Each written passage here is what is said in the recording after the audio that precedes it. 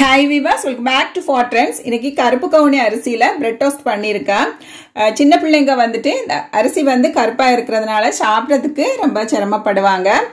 பிடிக்காதுன்னு சொல்லுவாங்க. சோ இது மாதிரி ஃபுட்ல வந்து மிக்ஸ் பண்ணி கொடுத்தா ஈஸியாவே சாப்பிட்டுருவாங்க. கருப்பு கவுனி அரிசியை சைனால பர்ன் பண்ணிட்டாங்களாம்.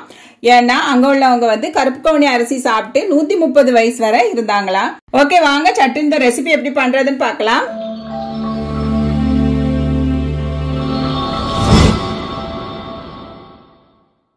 நான் ஒரு பெரிய ஏத்தம்பழம் வந்து ஆவில வச்சு ஒரு 5 நிமிஷம் அவிச்சு எடுத்துக்கிட்டேன். நல்லா மசிச்சுட்டு இதுல வந்து 1 கப் தேங்காய் துருவல், ஒரு 4 டேபிள் ஸ்பூன் நாட்டு சர்க்கரை, சுக்குப்பொடி, ஏலக்காய் பொடி, அரை டீஸ்பூன் சேர்த்து நல்லா மிக்ஸ் பண்ணிக்கிட்டேன். இதை வந்து ஒரு கொழுக்கட்டை ஷேப்ல வந்து இது மாதிரி பிடிச்சு எடுத்துக்கிட்டேன். பிரெட் வந்து ஓரங்களை எல்லாம் கட் பண்ணி எடுத்துக்கலாம். ஓரங்களை கட் பண்ணாட்டாலும் பரவாயில்ல, நான் கொஞ்சம் சாஃப்டா இருக்கணும்னு சொல்லிட்டு பிரெட் ஓரங்களையும் கட் பண்ணி எடுத்துக்கிட்டேன். இதுல நாட்டு சக்கரை சேர்க்க பிடிக்காதவங்க வந்து கருப்பட்டி சேர்க்கலாம். வெள்ளைச்சீனி உடம்புக்கு கேடு, சோ நாட்டு சக்கரை இல்லைன்னா கருப்பட்டி சேருங்க. இது மாதிரி பிரெட் ஓரங்களை எல்லாம் கட் பண்ணி எடுத்துட்டு நம்ம செய்து வச்சிருக்க இந்த பூரணத்தை இந்த ஸ்டஃபிங் இந்த மாதிரி வச்சிடலாம். வச்சுட்டு லைட்டா அழுத்தி விட்டுடலாம். இந்த மாதிரி எடுத்து வச்சிருக்க எல்லாமே செய்து வச்சிடலாம். இப்போ வந்து 2 நாட்டு முட்டை எடுத்திருக்கேன்.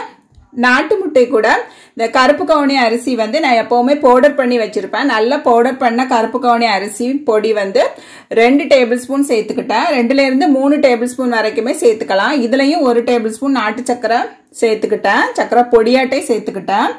இப்போ வந்து கெட்டியான பசும்பால் வந்து ஒரு 2-3 டேபிள் ஸ்பூன் அளவுக்கு சேர்த்துக்கலாம். பிரெட் ஸ்டஃபிங் வந்து நம்ம எவ்வளவு பண்ண போறோமோ அதுக்கு தகுந்தவாறு சேர்த்துக்கலாம். இப்போ தவா ஹீட் பண்ணிட்டேன். இந்த பிரெட் எல்லாத்தையுமே நம்ம வந்து இது மாதிரி டிப் பண்ணி நெய் சேர்த்து நல்லா பொரிச்சு எடுத்துடலாம். நிறைய நெய் சேர்க்கணும்னு வேண்டாம். ஒரு பிரெட்டுக்கு வந்து ஒரு ஸ்டஃபிங்க்கு வந்து ஒரு 2 டேபிள் ஸ்பூன் அளவுக்கு நெய் சேர்த்து நல்லா ப்ரெஸ் பண்ணி இந்த மாதிரி சுட்டு எடுத்துடலாம். இந்த ரெசிபி வந்து ஈவினிங் ஸ்நாக்ஸ் இல்லைன்னா காலையில பிரேக்ஃபாஸ்ட்டுக்கு கூட எடுத்துக்கலாம். நல்ல டெலிஷியஸாவே இருந்துச்சு. வீடியோ பிடிச்சிருந்தா லைக் போட்டுடுங்க. இதுவரைக்கும் நம்ம சேனலை சப்ஸ்கிரைப் பண்ணலைன்னா சப்ஸ்கிரைப் பண்ணிருங்க. ஃப்ரெண்ட்ஸ் அண்ட் ஃபேமிலி கூட வீடியோ ஷேர் பண்ணுங்க. கமெண்ட் பாக்ஸ்ல பதிவுல மறக்காம எழுதுங்க. இன்னும் உறுதியான வீடியோவில் சந்திக்கும் வரை டேக் கேர், பை பை. ஆரோக்கியமான இயற்கையான உணவுகள் சாப்பிட்டு வயிறையும் உயிரையும் காப்போம். தேங்க்யூ ஃபார் வாட்சிங்.